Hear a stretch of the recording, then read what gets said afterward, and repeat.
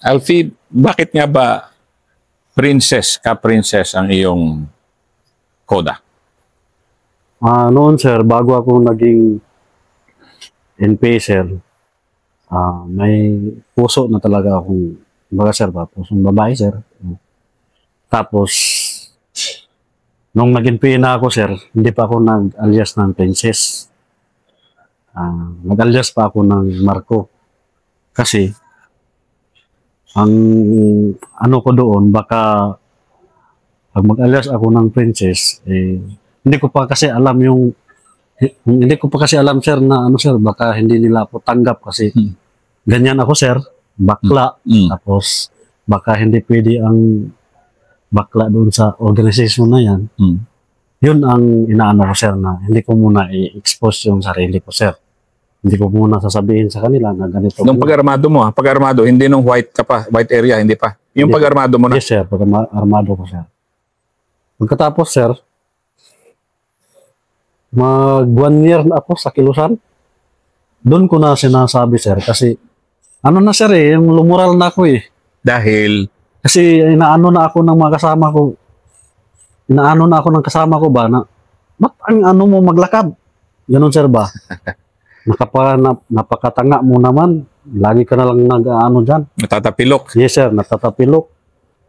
Tapos, lagi na lang nila akong na-obserbaran na iba yung galawan ko, sir. Tapos, napagdesisyonan ko na, bakit hindi ko na lang kaya isabi ito?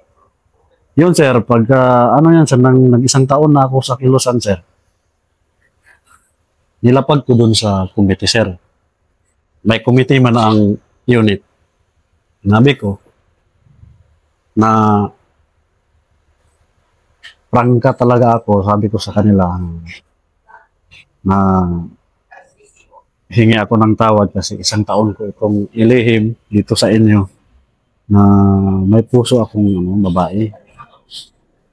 Kaya nga, hindi ko lang masabi kasi baka pagtawanan ako, hindi nyo ako matanggap. Kasi ganyan ako, ganyan. Pagkatapos sir, yung mga kadre na yun sir, nakikinig sa kwento ko sir. Tapos nag-request man ako sir, pwede bang i-formation lahat ng mga kasama para iparating sa kanila na ganyan ako. Kasi ang hindi ko gusto na kinakansyawan ako, yung bang i-discriminate yung pagkatao ko na ganyan ako. Yun yung request ko sa kanila. Tinupad mo yun nila sir. Tapos yung PO pa namin, political officer pa namin yung sinabihan ko, si Kachen, pero patay na siya. Si Kachen yung sinabihan ko. Tapos, pinoformation yung mga kasama din sa ano. Tapos, ako na nagsabi sa kanila na ganito ako. Ang hiling ko lang na wag niyo akong nastusin, wag kayong magsalita ng mga hindi maganda sa akin kasi tao lang naman ako. Sabi ko sa na, tao lang naman ako. Ang gusto ko lang, irespeto lang naman ninyo yung pagkatao ko bilang kasama ninyo. Yun. Pagkatapos nun, sir, tanggap man nila ako, sir. Kaya, anong reaction nila? Anong pa nila? Wala, sir. Na ano lang sila, sir, na bakit nilihin mo pa? Bakit nilihin mo pa? Hindi mo na lang sinabi. Na nagtiis ka pa sa ilang taon, nilihin mo. Tapos na crisis ka. Yung na-crisis sa amin, sir, ba? Ano mo yan, sir? Nalumural. Or wala nang gana na kumilos. Naapektahan yung tasking ko, sir, bilang isang, bago ako nag-PI, naging platoon medical ako sa Pulang Bagani Command 1. Tapos, naapektahan man yung trabaho ko bilang medical. Dahil nga doon, sir, sa hindi ko sinabi yung katotohanan na bakla. Actually, naintindihan man nila yung situation. Naintindihan ka man namin. Ano lang, wag ka lang malumural. Nire-respeto man namin yung pagkatao mo. Sabi nung sa committee mismo, sir.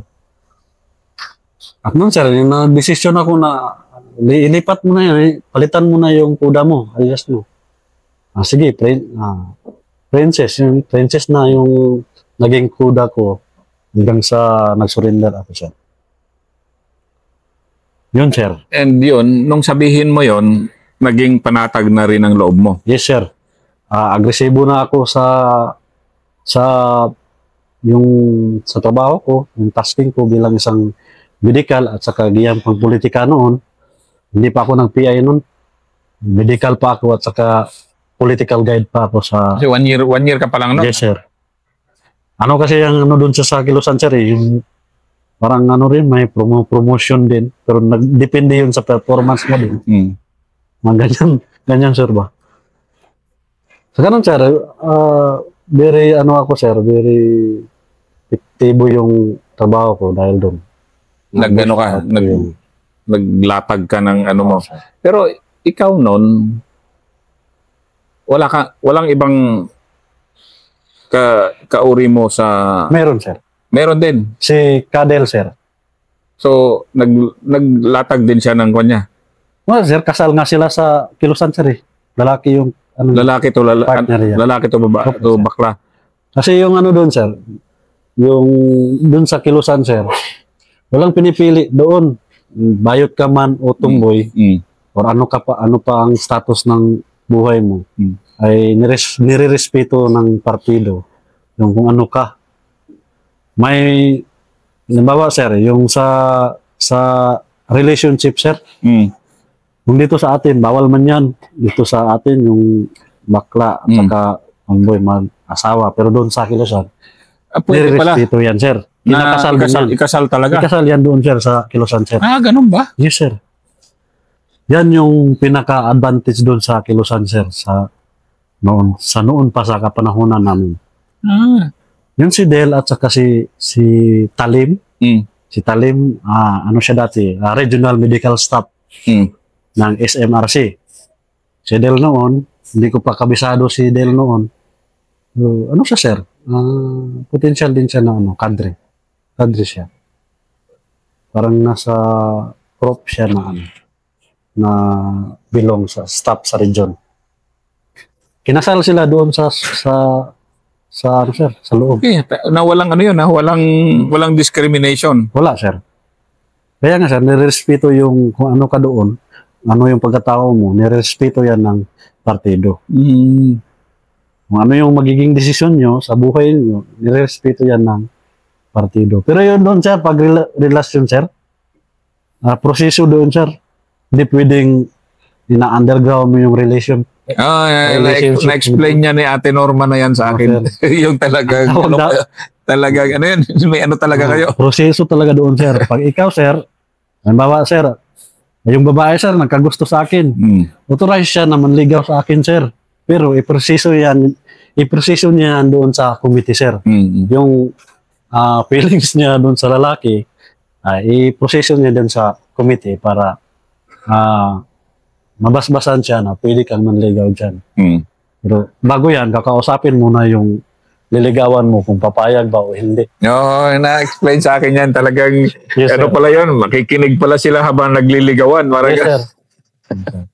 Halimbawa, sir, pag ano na, sir, naging sila na, sir, parang 3 buwan yata, pwede pa silang magsama sa unit. Pero kung magtagal na, sir, ano sila, sir? Ihiwalay sila, sir, sa unit. Para maano yung mga sarili nila. Ganun. Para saan yung pakikibaka nila. Kasi, baka, sir, kung magsama sila, sir, ba, na, hindi na nila magampanan yung mga tasking nila sa per individual.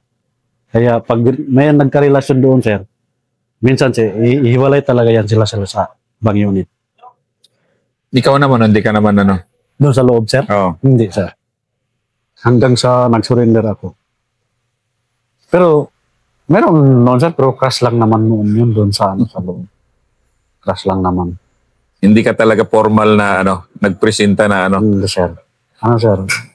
Ang ano po noon kasi, sir, is sincere ako sa tasking ko. Hindi ako gusto na may iba pa akong iniisip. Mga ganyan, sir ba? No time for love. Yes, no sir. time for love. Focus ako sa sir, sa gawaing masa. Kasi gawaing masa man talaga ako Nakatutok, no? nakatuka, sir ba? Hmm. Doon sa gawaing masa. Sa gawaing militar, minsan lang kung bultuhan, mga ganyan. Ganun bala. Kaya nakakasama ka sa mga tactical offensive kasi bultuhan yon. Oh, yes. Kailangan lahat. Yes, planado talaga yun, sir. Pag, sir, pag walang FMO o Focus Military Operation sa AOR ng unit, baga peaceful, dyan pa kami magkakandak ng gawaing masa. Mabubuelo kami niyan, sir, na magkakandak ng organizing sa community. Yun pala yung ano nyo, no? Yun yung tempo nyo, yun yung pacing nyo ng ano. Sir, pag malawakan yung operation ng sundalo, mawawala yung focus namin sa gawaing masa. Doon na nakatuon yung plano sa military work, sir. Okay. Next encounter. Encounter number 5. Oh, sir. Pagkatapos ng Lapanday, anong next mo? Dito sa sir, kapanahonan pa rin ni Kajinggoy, sir. Siya pa rin ang commanding officer sa 2017. Ay, hindi na, sir. Parang na siya, sir. Siya na ang commanding officer sa Pulang Bagani Batalyon. So nagbinuo na talaga yung Pulang Bagani Batalyon. Yes, sir. Pero lang yun, sir, struktura, sir. Pero meron na mga personalities doon, sir, kung sino ang CO, kung sino ang vice CO. Meron na, sir. Sino ang PO. Siya na ang batalyon commander ng Pulang Bagani Batalyon, si Kajinggoy. Pero dito lang siya nag-temporary, floating sa PBC-1. Dito siya nag-float sa Anong sabihin? Bale yung batalyon commander tsaka niya, floating, meaning nandyan lang siya kasama ng PBC-1. Kahit saan siya, kung gusto niya, pwede naman siya dito sa PBC-1, pwede rin siya doon sa PBC-2, pwede rin siya doon sa PBC-3. Pero si Jinggoy noon, dito talaga siya nag-float sa PBC-1, area ng Pakibato District. Tapos, yun, sir, kasi year 2017 pa rin, sir. Pagkatapos ng Lapanday, sir, kumpiyansa kami noon, sir. Kasi malaki yung panalo namin noon kasi malaki yung dam news, sir, ba? Tapos, panalo yun talaga sa amin pang termino, sir. Panalo talaga yun ng CPP, NPE at saka mga masa. Noon, sir, kala namin na yun. Pero hindi namin alam na ma-encounter pa kami ba. Mga lang, sir, mga 4 araw lang yata yun. Agad-agad. Parang encounter na naman. Pagka doon, sir, sa barangay Fatima, yung Kina Elmer. Elmer. Doon kami sa kanila. Pagkatapos dun sa kanila, pagka umagahan, naglipat kami ng kampo. Doon na kami sa Sitio Kibaton, sakop ng Barangay Dominga, Kalinan District. Pagkatapos niyan, namonitor kami ng sundalo, 3rd IB. Namonitor kami ng 3rd IB at saka ang parang 16 IB na yata yun parang 16 IB na yata. Pero ang mainly 3rd IB, sir, yung naka-monitor talaga sa amin. Tapos pagpunta namin doon sa Sitio Kibaton, doon na kami naglipat, na-monitor na kami doon. Pagkatapos pinalabasan ni Jinggoy ng sniper. Ang pangalan niya ay si alias Binjak, yung kasama namin. Di ba sabi mo patay na kanina? Yung 2017 pa man yun, sir. First year ng 2017, buhay pa man si Binjak. Mga kalahati siguro ng taon ng 2017. Yes, pagkatapos nun, sir, pinalabasan ni Jinggoy kay Binjak. Si Binjak yung nag-snipe ng mga sundalo, sir. Dito sa sitio, puro Kabagtukan, sakop din ng Barangay Dominga. Minsan, merong tropa na dali, merong na wounded. Kasi na ano lang ako kung nagkukwento ko kasi ngayon, parang, kasi ito ngayon, ito nung wala pa tong kampo, inyo ba tong area na to? Yes, sir. Kasi, kasi, ito, sir. Wala pa talagang batalyon dito, sir, na unit ng AFP naka-establish dito. Ito pa lang ngayon. Ito pa lang ngayon, sir. Year 2000, nag-starting siya, mayroon ng batalyon dito sa Pakibato, year 2018. Pero nung panahon nyo na yon, wala talagang kampo dito. Sir, detachment lang, sir. Detachment, hindi man talaga, hindi man malaking unit. Kaya nga, sir, makalakad-lakad kami kahit saan, maka-organize kami kahit saan. Parang basta inyo tong lugar na to. Sir. Ito, nandito ako sa center ng legendary Pakibato District na 1980s pa talagang O sige, tuloy. Pagkatapos nun, sir, 2018 lang, meron namang batalyon dito. 2005, fourth line of 2000 yata, parang wala pa yatang hanggang 2017, wala pang batalyon unit na naka-establish dito. Hindi kasi pinapa-explain ko sa'yo kasi sabi mo, kaya ako tinanong kaagad kasi nangi-snipe, doon yan, nangi-snipe, doon. Ibig sabihin, hanggang doon lang yung tropa noon. Yung itong kinukwento mo nga, sige, ituloy natin yung encounter na yan. Yung doon, sir, sa, sir, favorable kasi siya ng, sir, ng Third IB. Kasi malapit siya sa Kalinan. Kasi yung Malagos, yung batalyon ng Malagos, malapit lang man doon sa Barangay Dominga. Tapos, pag yung ini-snipe na binjak yung doon, yung mga sundalo, mayroong ma-wounded, sir. Magaling talaga si Benjak. Anong pangalan? Benjak. Benjak, sir. Benjak. Magaling talaga. O, sir. Tatabanan yung totoo niyang pangalan. Taga dito rin, sa Malabog. Diyan yung sa Sitio Lagdit, sakop ng Barangay Malabog. Tapos, yun, sir, lang kami, sir, nakapundo lang ang yung main body, sir, habang nag-observe kay Benjak na nag-i-snipe doon sa mga tropa, sa mga sundalo doon sa kabila. Hanggang, sir, sa pagka-umagahan na naman, nag-meeting na yung committee. Kasi nawala daw yung sundalo doon sa Sitio Kabagtukan. Nawala daw doon.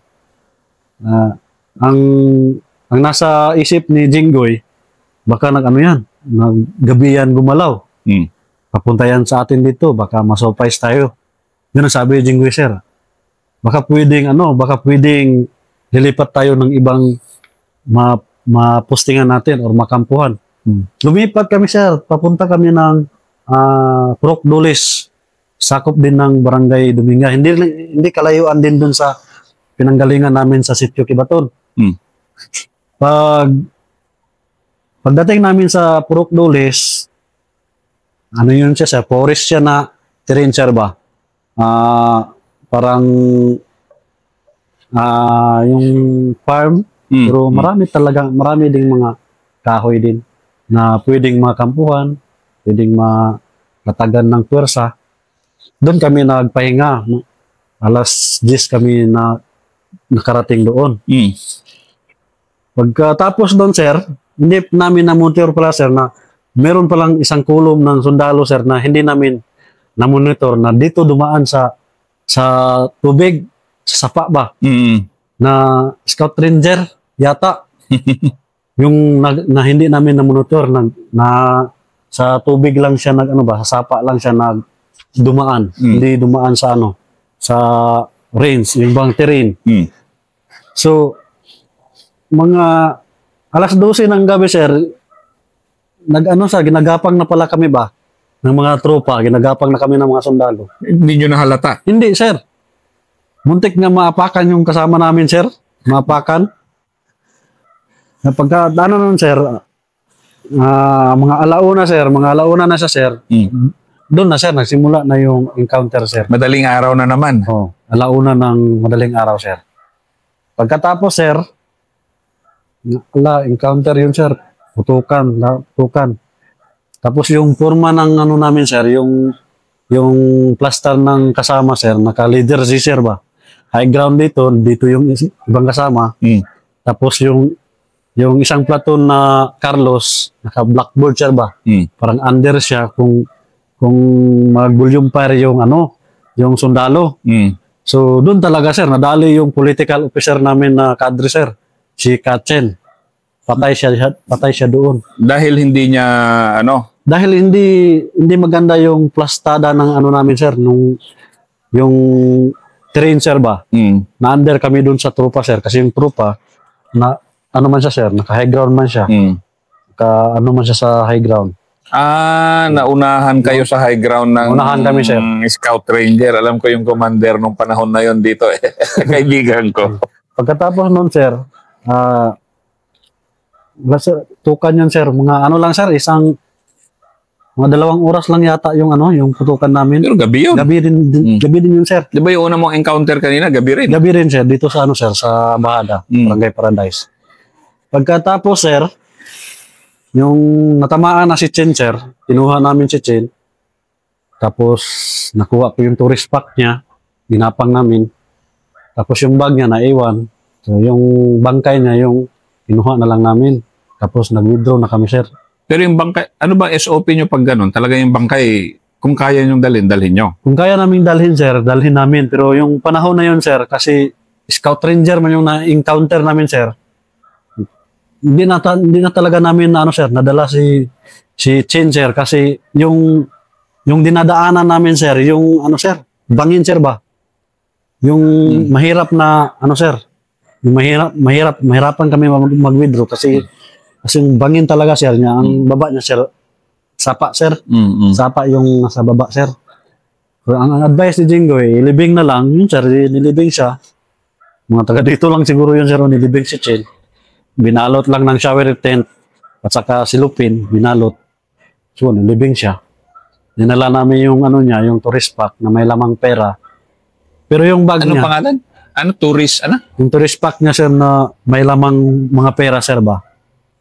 Kasi, yun man yung pag may ma-encounter kami, may matamaan na yung nag-handle nung budget namin, i-secure talaga namin yung budget namin para pag withdraw namin, meron pa kaming magamit na pangbili ng pagkain.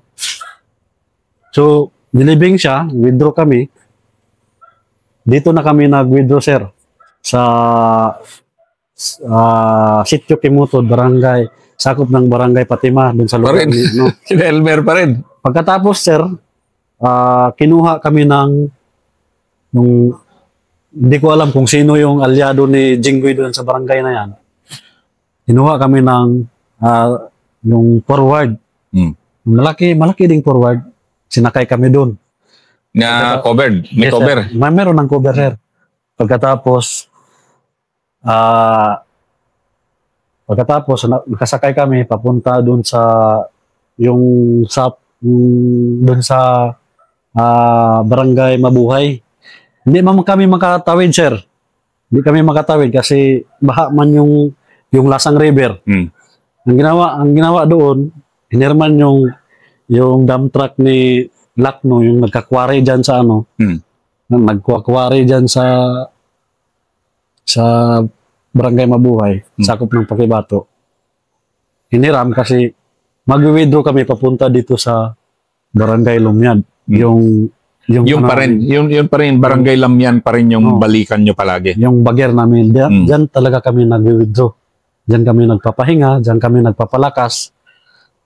At saka diyan din yung namin, yung mga supply, yung sustainable na pagkain namin, nandyan talaga sa Yung kinukwento mo kanina, yung ini-stock nyo, nandyan lahat. Yes, sir. Pagkatapos nun, sir, yun, sir. Grabing lumural ng mga kasama nun, sir, kasi namatayan kami ng kadre, sir. Kasi ang kadre, yun yung officer, di ba? Yun yung officer, sir. Na si Chen, sir, siya yung kadre na nakatuka talaga na sa masa, siya talaga yung dun sa masa ba? Yung ilado, si Chen. Kaya grabing... Babae? Lalaki? Lalaki, sir. So parang PI din siya, hindi? Sa panahon nun, sir, siya ang PO siya, sir. Political officer siya. Mas mataas yung PO. Siya PO.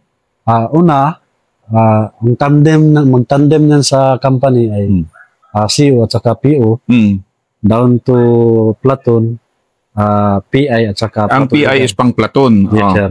Pang platoon level, yung PI. So PO siya. PO siya, sir, political officer. Talagang mataas siya. Siya ang officer namin, si Chen. Tapos nun, pagkamatay niya, doon kami nagluksa kami doon sa Barangay Lumyad. Nag-program kami doon sa Barangay Lumyad. May ganun talaga na program. Yes, sir. Na yung pagluluksa namin ng NPA kasi namatayan kami. At pagluluksa din ng masa kasi ilado man si doon sa barangay na yun, sa Lumyad, si Chen. Grabing lumoral nun, sir, ng mga kasama kasi namatay siya. Kasi kapag kadre ang namatay, lumoral talaga yung mga kasama. Ganun ba? Another na naman, sir, another assessment, another consultation, another convincing na naman para paano patatagin yung prinsipyo niya bilang isang mandirigma, bilang isang NPA. Kasi yun ang nagiging trabaho ni Chen. pero ikaw din noon, PI na ako noon, sir. PI noon. So trabaho mo yun. Yes, sir. So paano mo ina-explain nun? Ang sabi ko, sir, na normal yan kasi mahawak tayo ng baril. Tapos, ang kalaban natin, may baril din. Normal yan sa paglulunsad natin ng demokratikong revolusyon ng bayan. Kasi, hindi sinasabi ko sa kanila na ang objective talaga natin sa kilusan ay ipanalo ang demokratikong revolusyon sa katauhan. Yun talaga ang prinsipyo natin na serve the people, magserbisyo tayo sa mga tao. Kaya ang paglulunsad ng armadong pakikibaka, sabi ko sa kanila, ay realidad dyan na mamamatayan talaga tayo. Kasi na yan, yung kumbaga nanumpa tayo na buhay man natin ang mawala, basta ang importante, nagserbisyo tayo sa taong bayan. Yun ang lagi kong pinaintindi sa kanila, na kung malumural ka, dapat magpakatatag ka sa sarili mo para yung mga tasking mo na serbisyohan yung mga tao ay hindi dapat mawala yung prinsipyo mo na yung mag-serve the people ka sa mamamayan, sabi ko sa kanila. Kasi ikaw, nag-armado ka dahil inipit ka na dito di ba, nung nangyari dyan sa Abu Sayyaf, di ba? Yes, sir. Pero pagdating mo dito, sa loob, talaga bang kailangan ka makonvince? Kasi hindi ka magtatagal Hindi pa, dyan. sir. Parang ilang buwan pa ang proseso ng... Yan ang next episode natin. Okay. Ito yung pang-anim na episode ni Ka Princess. Pero yung 7th episode niya, ibang lalim din. Sir.